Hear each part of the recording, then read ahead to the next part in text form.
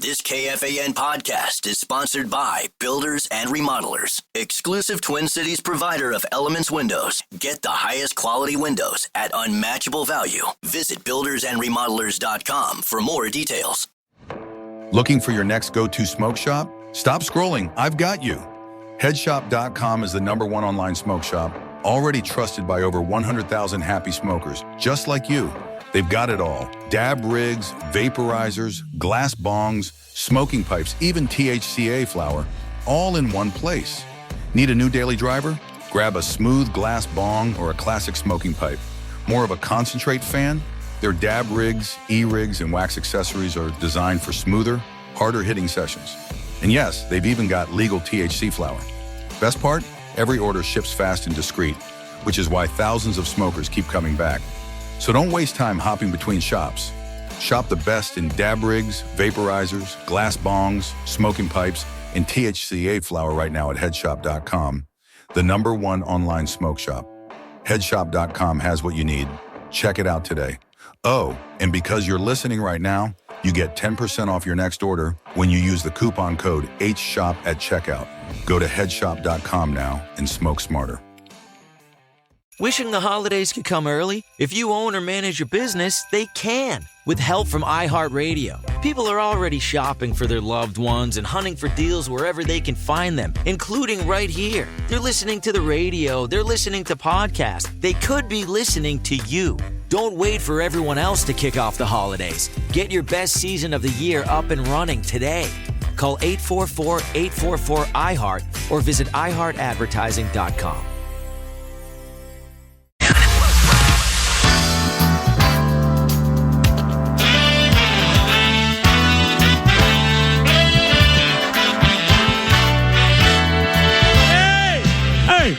Buffalo Wild Wings, Jan Hassan.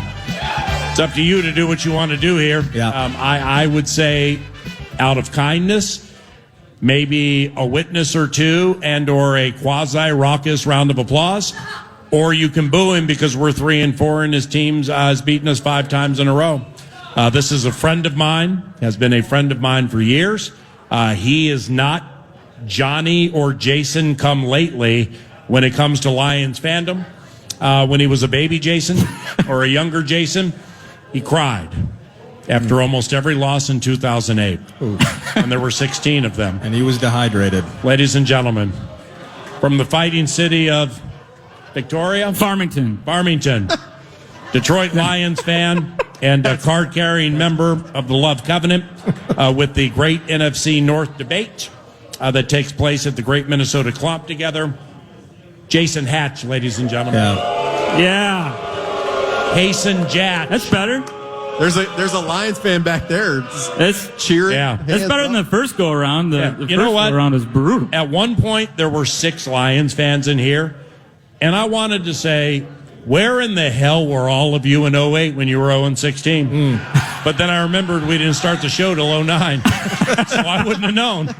The feast. Anyway, it's great seeing you. I do find it good to be here. interesting, Jason, and it is good to have you here. Yeah. Happy to be here. The great NFC North debate, when everything was kind of neutral, we didn't know anything, and there was so much new, and we were thinking about the potential regression of the Lions. You weren't available for the great debate. Hey, you're front runner. Now, fast Hey, forward. get killed by Jaden Daniels. Can't find you with a freaking searchlight, can we? Teams 5-2. Gibbs is out the gate for 78. Defense is looking good with healthy Aiden. And here I am. Yeah, I think you skipped your own children's birthday party to be here this morning. Now that your squad's 5-2. I had to be here today. Yeah. 9.5 point favorites, 8.5 point favorites, whatever it is. Yeah. Why you gotta make it 9.5? Ain't 9 good enough? I mean, 8.5 is probably fine. Run up the number a little bit. Yeah. I saw a stat that the Vikings haven't won a game where they're this big of an underdog since 2010 against the Eagles or something.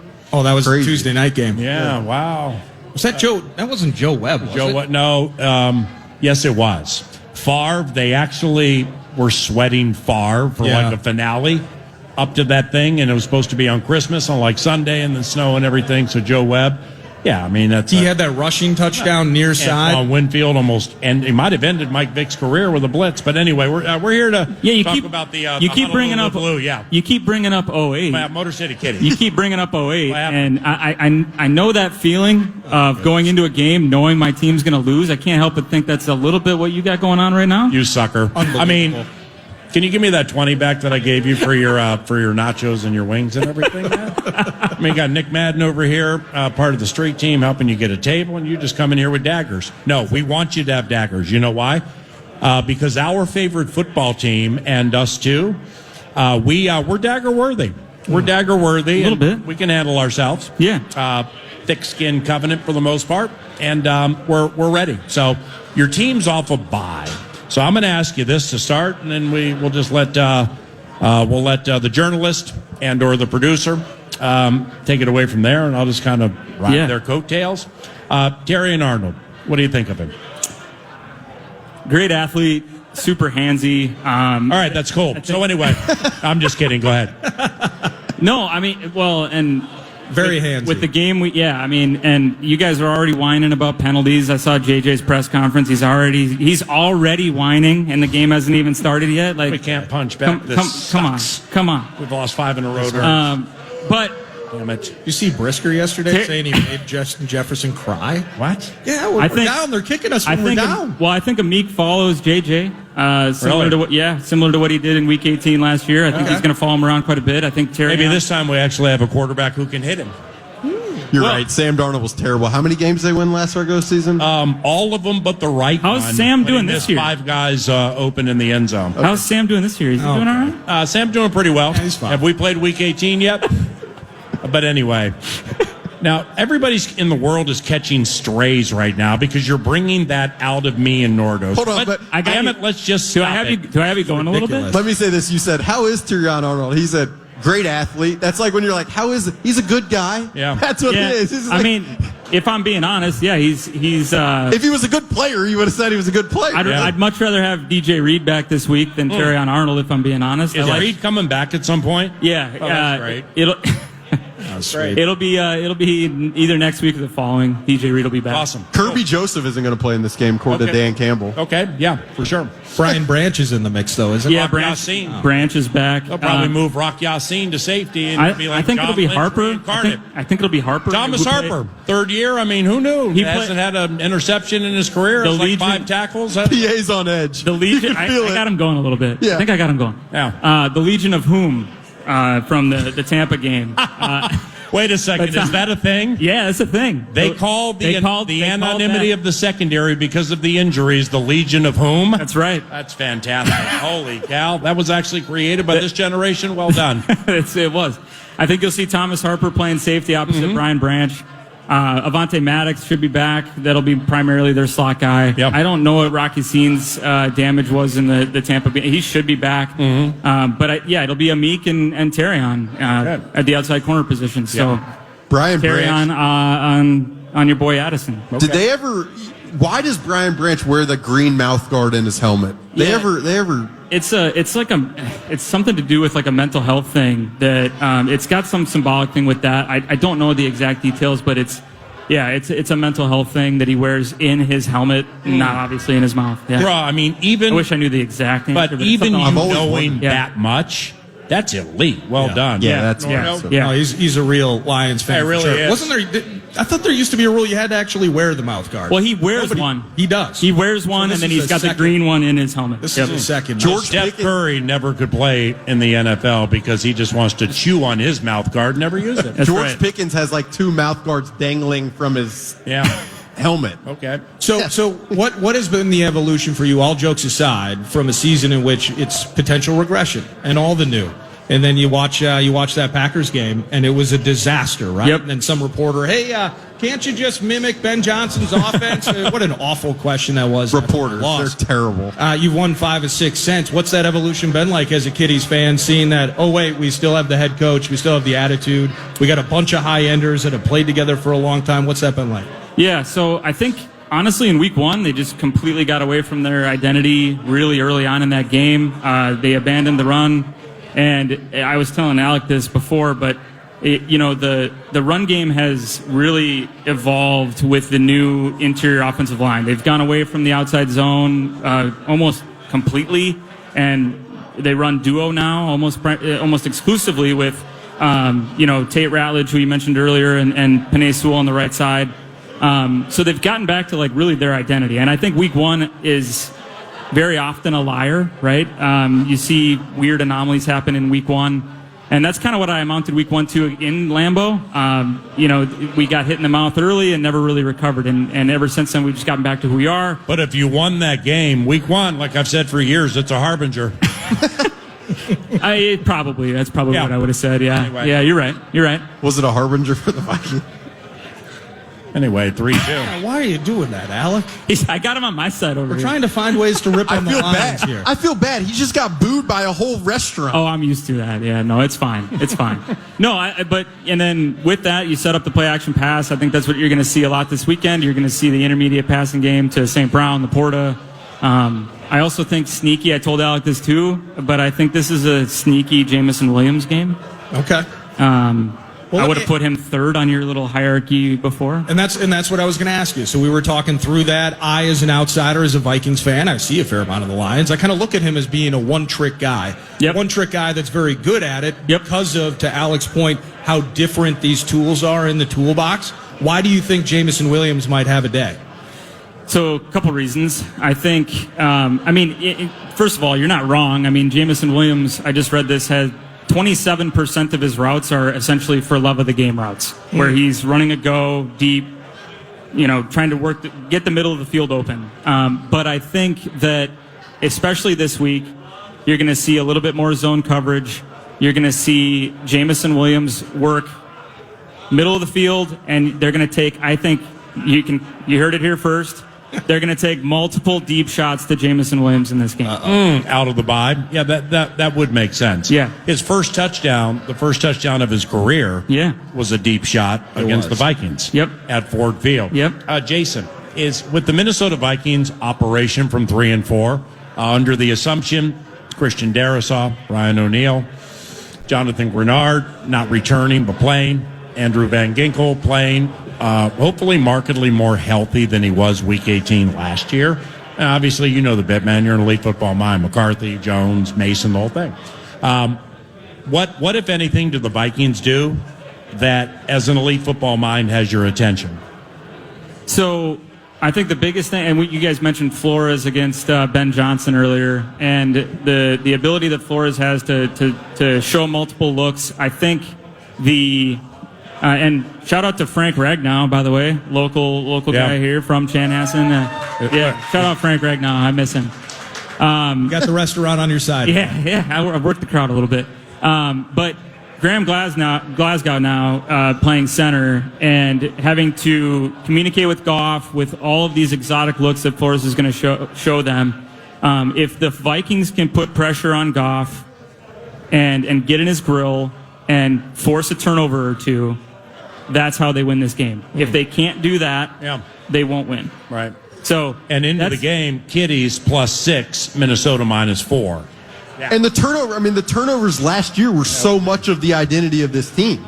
Like, forcing turnovers was a Flores staple. Yep. And they haven't been able to do it at a level that they need to. So I'm with you completely. Like, I also, the red zone feels like a huge area in this game. Oh, I agree. Obviously last year, week 18, we saw how that played out. But I think for the Vikings offense to respond in the red zone, because I expect them to get there in this game. For me, it's huge. Well, you can get them in the red zone. Part of my concern would be getting 2, just because whether it's Aiden Hutchinson, he leads the team with 6 sacks, and I was talking with PA off air about it because I have no idea who this guy is. Al-Quadin Muhammad. AQM. He's been a terror on the field with 5 sacks. Yeah. That defensive front now healthy. We didn't have the opportunity to face Aiden a year ago. Now we're going to get a look at him and the whole crew, man. That's a nasty front. And week 18, by the way, just as for it from a memory standpoint, I mean, forget the Darnold misses inside the 10. Yep. That's part of it. Flores defense brought it, kept it close. You could tell what they were doing. Keep this sucker close for a while. And the elasticity with all of these 2s and 3s and Legion of Whom they've been using for like 2.5 months, it's going to pop. Well, it did 2 weeks later. It didn't pop in that game, but the Lions were there for the taking. The Vikings just wouldn't take it for myriad reasons. Yeah. Wouldn't you agree with that? 100%. Okay. Now, off that, though, in fairness, FIDA, Fairness in Detroit Lions Act, Hutchinson didn't play in that game. David Montgomery didn't play in that game. Aleem McNeil didn't play in that game. McNeil. So anyway, well, now they're all playing in this game. Okay. So I'm telling you, it's different. This thing that we're getting off a bye this weekend, I mean, you got to throw some haymakers early, man. If you're a Minnesota Vikings underdog in this game, you got to throw haymakers early and get their attention. Because it's with Goff, it's pitch and catch, bro. And then pitch and catch, play action, there's Jameson over the top. I mean, they'll try, or maybe they'll... And then you got to hear that song. Yeah, what is the song? You mentioned that earlier. I'm not singing. You know that? But what is it? They play it after every score. And like it's the just, Packers, It's and then the Bears fall down, Chicago be a ha. So they have Superchargers. They have an actual written They do? Yeah. Oh, yeah. personal fight song in Detroit. You're not getting me to sing. You know it, though. Well, just Not- talk it then. What is it? No. All right, I'm going to find it. I'm finding it too. Jeez.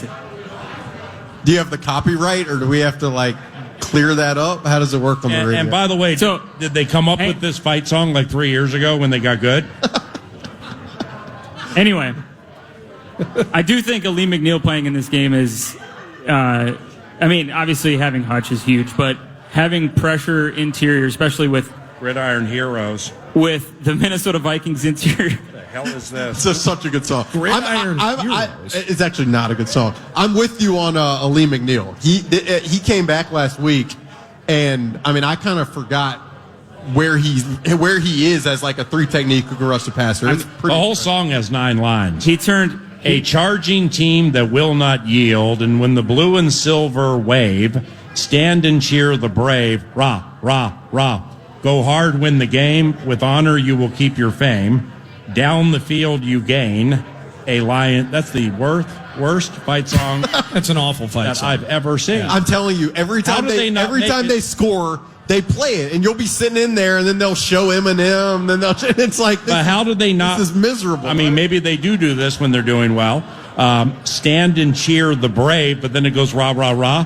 How is it not Amun Ra, Amun Ra, Amun Ra? Oh, maybe. Ooh. It should be. Well, this is the problem, though, because fans were wearing bags over their heads and you never had to sing it for so long. That's maybe whether fair. it's Brad Holmes and all these draft picks, all these re-ups, new look Lions. You guys need a new fight song. So I did the rhyme for the NFC North roundtable for you. Maybe I come up with something. Yeah, you were a poet, and at this stage of the season, I regret having to read it. But it was a nice thought, and frankly, as the first 7-8 weeks have played out, you were accurate. And the song's called Forward Down the Field. Forward Down the Field. I mean, just think about that name. Forward Down the Field. Who wrote it? Hampton? Was it the other side of Mbop? This is why I did not want to get into this. Like, Well, so- I was You got free wings and nachos. I was got a free table from Nick Yeah, Madden for you and your dog. So is the punter awful or something? Is special teams no. a problem? What are you and Kitties fans like actually What on a are we week-to-week worried about? basis Jack Fox, complaining about? 14 inside the 20, 0 great. touchbacks. And Cool. by the way, Jack Fox, your punter, I know Jack Fox well. he has not had a punt blocked in 316 in his career, including the playoffs. Are you trying to do an Look announcer's out. drink right now? By Look the out. way, I mean, I think we have Johnny Hecker reincarnate here. 4 of 5 passing, 61 yards. All 4 completions have led to first downs. But if that's not enough for Jack Fox, this season he has 7 punts inside the 10, first in the NFL. He's a Pro Bowl guy. And then the kicker is unbelievable as well. And then Baked Khalif Gates. Raymond, the returner, and the special teams coordinator. Bates has been a little shaky Bates been a little dicey from from- distance this year. All right. 2 of 5 All from right. 50 and beyond. Yeah, a little shaky, but we don't believe in field goals in Detroit. So what difference that. is what Way to difference hit does it, boy. I do have a question That was for well you. done. This Yeah. is a serious question. Sure it is. Why do you think Brad Holmes and the Lions have been so good in the draft? I mean, I think a dedication to taking their guy. They've got a great room with scouting. They're not afraid to go get their guy regardless of, and because they've been hammered by position groups, like when they got Gibbs at 12 and when they got Campbell at 18, and they were hammered for it at the time. And they have a process, they have their board, and they're going to go get their guy.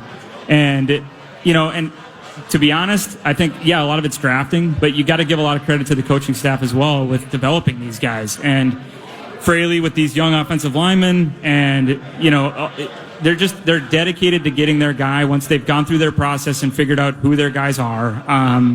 And you owe that obviously to the scouts, but they have a very specific identity, and they'll go get them. See, and what I like about Alex's question and your response is it's okay. It's too low-hanging a fruit for people to be like, when you're that bad for that long, this undoubtedly will happen. No, it won't. Right. Because you can be in the Penei Sewell spot. You can be in the Mahogany spot. You can be in the Amon-Ra St. Brown spot, which everybody skipped on for 4 rounds. But you got to be right. Yep. Okay, so Gibbs, yes. I mean, Gibbs was a first-round pick, period. But they were like, no, no, we're not going to jack around with this thing. We're just going to go up and give whatever you need to get him. Yep. Okay, so that's kind of an outlier. But what's not? With Amon-Ra St. Brown in 2021 and Penei Sewell in 2021, Amon-Ra St. Brown goes in the 4th round. Penei Sewell was the 7th overall pick in the draft. Right. Okay, well, there have been offensive linemen throughout the annals of time that have been like, wow, this guy, you can't lose with him. Absolute stone cold cinch. And then he's good, but Penei Sewell's the best offensive lineman in the NFL, in my opinion. Agreed. So you gotta be in that spot, but you gotta hit on him too. Yep. So now you fast forward a little bit where you get Mahogany in the 6th round of 2024, Ratledge, a 2nd rounder from this year. Then like Dan Skipper, 5th year. Oh, Lee McNeil, 3rd round pick. 3rd round pick. There we go. Kirby Joseph, 3rd round pick. Yep. I mean, that's Brian what Brandt, some of these 3rd and 4th round picks have just turned into, like, cornerstone extended players. And Derek Barnes, 5th round, right? 4th rounder in 2021. Okay. Yeah. But to land the plane here, the point is, yes, you can be bad, have a lot of picks, and hit on most of them. And that affords you the opportunity when you get good and you start rolling a little bit. Well, now all of a sudden you can mix and match and you can amplify. It's like Mahogany may be late 2nd, early 3rd, but you know what? 3/5 of his skill set fits exactly what we want to do. You get him and it works. And you're not spending your money on free agents who have been let go by other teams. You are spending money on players you know really well and who are really talented, which is the best way to spend your money. And if you're just buying in free agency at all times, you're spending on guys who have been hurt, who are older, who are not extended by other teams. That's why the draft and spending from the players you've drafted is so sustainable. That's why I asked you the question, because the success they've had in the draft is, if they continue it, they are outliers completely. But you can't argue against what they've done there. It's been unbelievably impressive, and it's built their team. Yeah, and now the challenge, if you want to call it that, it's almost an embarrassment of riches. But now you got to pay them all, right? So they're facing that right now, and they're doing a good job of it. They're paying them early, right? And that's the other thing that you got to do when you land the plane. Now you got to reward those guys. Well, how about that yawner? And do it early. Just random Friday news dump. It almost felt like earlier this week. Oh, no big deal. Aiden Hutchinson, $45 million a year. Yeah. $180, and I think 140 something of it is guaranteed. The way that it's just maybe the most remarkable thing about your team that I hope loses this weekend is it's like 24 of the last 28 draft picks. I mean, that's astonishing. Crazy. I couldn't fathom how that'd be even remotely sustainable, but all the right names are locked up for the next 3 or 4 years. But since we've been talking this thing out, I'm just going to say this and have somebody prove me wrong if they want. I need to find a draft that was better than the Lions 2021 draft. Period. I'm talking the history of the NFL here. I mean, that was unbelievable. Gibbs, and so 2021 would have been the Gibbs draft with Laporta.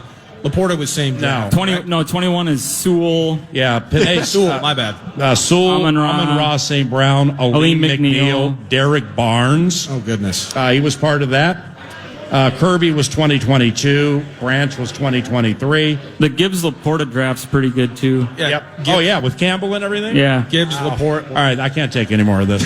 Okay. Crazy. Oakley, best of luck to your squad this weekend. May God bless you and your family. God bless PA. God bless you. And thank you very much for Good to see you, aiding man. the Friday Yeah, you Football too. Feast. And have a good weekend, all right? Yeah, you too. Appreciate Always it. fun. Jason Good luck. Hatt, Thanks, man. All right. Jason Hatt, Thanks, our guys. Lions Appreciate it. inclusion. That's salt of the earth right there.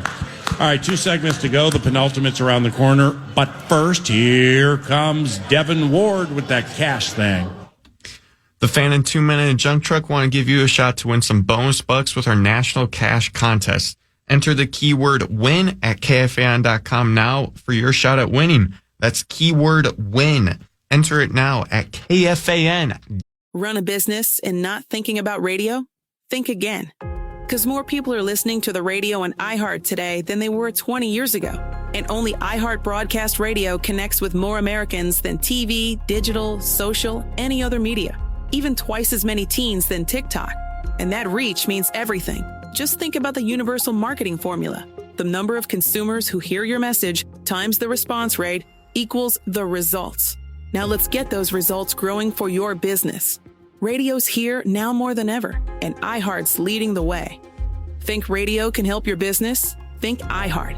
Streaming, podcasting, and radio, where the reach is real. Let us show you at iHeartAdvertising.com. That's iHeartAdvertising.com. Or call 844-844-iHeart. One more time, just call 844-844-iHeart and get radio working for you. .com.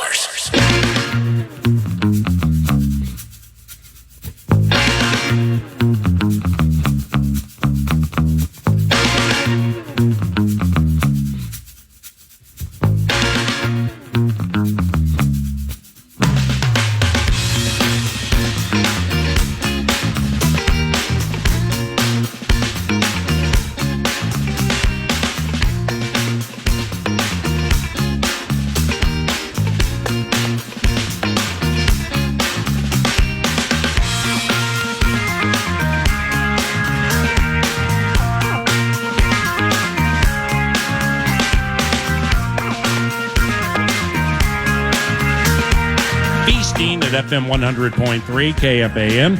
Into the penultimate. It is the Friday foot. Should I try? You think they still? Yeah, I think so. I think they're still listening. Jan Hassan, great. I'm getting a fair amount of eye contact here. It's the Friday football.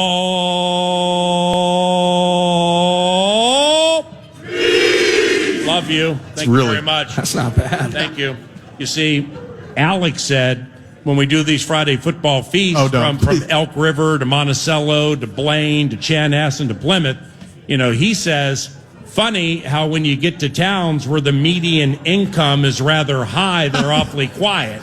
And I'm like, come on, man. That was never said. No. That's not the case. Okay? The team's 3-4. What I really said, the Friday football feast give me the energy I need during a season like this. Yeah. It's been essential. Yeah. And it's like the fact that people care as much as they do to show up here, to be at Buffalo Wild Wings, to listen to the stuff about this team. Yep. People should be proud about it. All right. Seriously. All right. I'm trying to get slowing the jumbo game Sunday with Dan Skipper.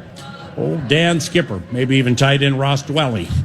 You know what? They used to have a fullback from Nebraska named Corey Schlesinger. He's long retired. Watch them bring him out of retirement. Just had him roll around with a cane. Why wouldn't you? Flores talked about it yesterday. I wasn't at the press conference. Young Alec was, but Flores was pressed on the jumbo stuff. 9 to noon started pressing on that 3 weeks ago, but we can talk about that later. Slowing the jumbo game. What do you think about that? Yeah, so much of it for me is just physicality at the line of scrimmage. Like I said, the Chargers went big with 2 fullbacks, Scott Matlock and Tucker Fisk, guys who I would trust to like bring a couch up to my apartment and set it up. But I don't really. They're not. It's two fullbacks in a truck. 2 men in a truck. That's what it is. And I just feel like for the Vikings to stop this, they need to be physical at the point. Again, I mentioned Taki Taimani, but I really wouldn't mind seeing him. You sacrifice some pass rush if you're doing that, but at this point, I'm okay sacrificing a little pass rush. And then, I mean, the problem that the Vikings have run into is they've gotten big. Opponents have gotten big. They run the football, and then they run play action off of it, and the Vikings are so committed to stopping the run that you can get them in the passing game. So Eagles game is a huge example. It is. That. And so I just, I mean, I don't know. Like, they have to prove that they can stop it. And I want to, like, and then after the fact, I'd like to go through the film and watch how they tried to do that. Because until they do it, you're going to see it, especially with teams like the Lions, who it's part of their bread and butter. Yeah. But, I mean, you gang up on it, man. And that's the play action to the other Alabama kid, to Williams, over the top. Yeah, it is. Now, on our side, where I tried to get sneaky, and I'm thinking to myself, I wonder how big of a loss C.J. Ham was when he was on IR. It's big. That's a great point. It is. He comes back, but still, it's classic during KO's tenure. He's elite on special teams, but he plays like 20% of the snaps. Now, pass protection plays into that. To that end, where I was going with this, is Aaron Jones comes back, and we just got to see none of that last Thursday night. We didn't get to see much of anything against the Bolts. What does Aaron Jones potentially mean in this game, as we've lauded Al-Quadin Muhammad and his 5 sacks and Aiden Hutchinson and Aleem McNeil and all those guys? What does Aaron Jones mean to J.J. McCarthy, showing some of that improvement we're looking forward to seeing? Yeah, he's huge, Aaron Jones is, from a pass protection standpoint, because they're going to blitz Alex Anzalone, and you're going to need, like I wrote it in the thing, pass protection from a running back, it is not a passive thing. I mean, Aaron Jones is going to have to step up and give it to Alex Anzalone and Jack Campbell, or there's going to be interior pressure in J.J. McCarthy's face, which is going to make him flush out of the pocket, which is going to create mayhem. So it's huge for Aaron Jones in that regard. It's also potentially huge with Aaron Jones in the passing game, one-on-one against some of these linebackers in coverage. Like, that is another element. But I will say this. I still don't understand why, besides the fumbles, Jordan Mason is not getting the ball. Because when he does in the run game, he has been efficient. Yeah. And Kevin O'Connell, for 4 years now, they have talked about, we want to be in 2nd and 5. We want to be ahead of the sticks. We want to run the football and be efficient. Jordan Mason has done that this year when he hasn't fumbled the football. So I just don't go away from it. Like, that's. See, my only counter to that, and I'm not trying to be New Rockney here, would be state of offensive line. Anytime anybody talks about, I don't take anybody seriously with running game commentary unless they layer the context for me. But you have to. Okay, but this year. I'm not talking totality of regime. I'm talking this year. So I'm just spitballing here that with whatever iteration of the offensive line was being used, one of those 16 different offensive line combinations. It's been a lot. And Mason's, and we talked about this man either on or off the mic during training camp. His pass protection's average at best. It's not been great. Okay, so now you got 2 tells. You got tells. You don't want to have tells. Well, it's also when T.J. Hockenson is on the field, they're likely to throw the football. When Josh Oliver's on the field, they're likely to run the football. But one of the things that I would come back with that is, you don't have starting offensive linemen. That's tough. So the answer, I guess, is just to drop back, which is harder for those guys on every snap? I'm not saying they're not running because of the offensive linemen. I'm saying if they do run the high percent or the favored percentages, it's not going to work. It's going to make it hard. There's no question. But a Chargers deep, and they were like 30th in rushing success rate defensively leading into that game. And in my opinion, that is where scheme enters the mix. That's where you got to get creative. I don't know if it's pulling guys. I don't know if it's jet sweeps. Like that's where I can't argue with that. It just, for me, if the answer is, okay, we don't have our offensive linemen, so we can't run the football, so we're just going to drop back and make it hard on the offensive linemen we already don't have a ton of faith in. Like, that is not a recipe either. It just feels like average offensive lineman, if I'm going to ask him to do 2 things. Yeah. Hold up against Aiden Hutchinson or push forward in the run game. It feels like that for the average lineman would be better. Now, I will say, though, the incarnations of this O-line make it difficult. Yeah, where Joe, I'm going to try and ask Joe Huber to pull and have connection with Brandell and O'Neal on the right side. Right. I'm going to ask them to have some form of synchronicity that they would never have the chance to build over the course of practice. So it's kind of like a damned if you It is. Yeah, but you know what? I'm a little bit on the other. Yeah, I mean, with what you're saying, with what we just said, I believe to be dead right. However, with all due respect to the Minnesota Vikings, 5 times over 2 games, I don't care if it's Huber, Brandell, Juergens, with Fries, with Rouse, with Quessenberry, or Todd Stussy. I don't care who it is. How about 2 or 3 times a game we see something where we're in the running game where we're like, whoa, hey, okay, who knew? Joe Huber can move. And then maybe they take it away and you can't do it again. That I can see that side of the equation. I get or like you could go 6 offensive linemen. Can you could go a little. I mean, can you when you're down to? It's. I don't know. Maybe you put Walter, but it is like to Nordo's point. This weekend though, it is kind of a damned if you do. It really is, because if you try to run the football and it doesn't go well, like you're in a tough spot. There's no doubt when the offensive line, and that's really one of the headlines, if not the headliner of this season, when the offensive line is as makeshift as it's been, it is not going to be pretty offensively. It's just not. Alec Lewis, the Athletic Nordo producer of 9 to Noon, and I'm Paul Allen. Our final segment from beautiful Buffalo Wild Wings, Jan Assen, is next on Run a business and not thinking about podcasting? Think again. More Americans listen to podcasts than ad-supported streaming music from Spotify and Pandora. And as the #1 podcaster, iHeart's twice as large as the next 2 combined. So whatever your customers are into, true crime, sports, comedy, culture, they'll hear your message. Plus, only iHeart can extend your message to audiences across broadcast radio. And all this reach means everything. Just think about the universal marketing formula. The number of consumers who hear your message times the response rate equals the results. Now let's get those results growing for you. Think podcasting can help your business? Think iHeart. Streaming, radio, and podcasting. Let us show you at iHeartAdvertising.com. That's iHeartAdvertising.com. Or call 844-844-iHeart. One more time, call 844-844-iHeart and get podcasting working for you. KFAN.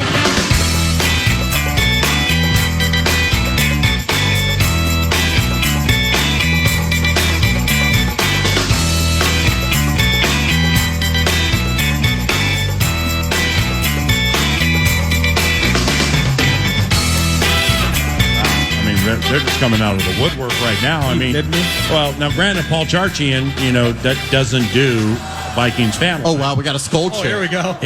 Paul Charchian's never done Vikings fan line. Nordo has done Vikings fan line since Corey tapped out. So I've never heard a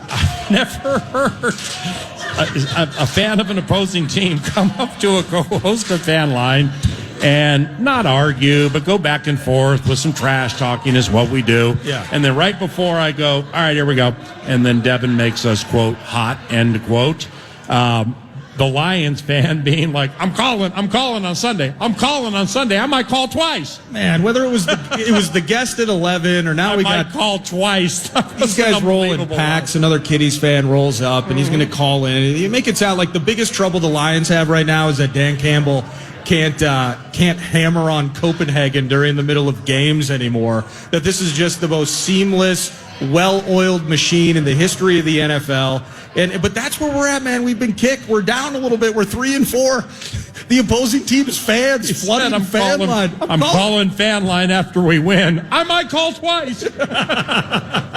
Just well done. And that's where we're at. We came to play today. We got to show up this weekend and win or lose. It has to be a fight that we engage in, that we actually participate in, and show something that says that there's still that spark. It's kind of the if not now, when game, maybe for the Purple. I can't go that far against the Lions, but I understand what you're saying.